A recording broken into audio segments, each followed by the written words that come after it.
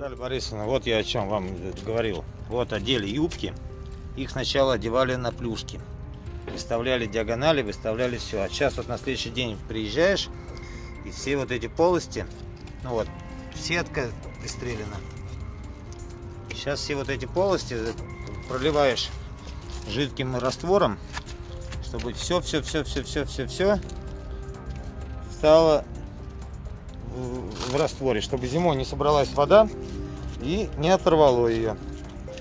Поэтому сначала выставляется на плюшке, о чем я говорил, потом на следующий день все это проливается. И только после этого одеваются уже крышки.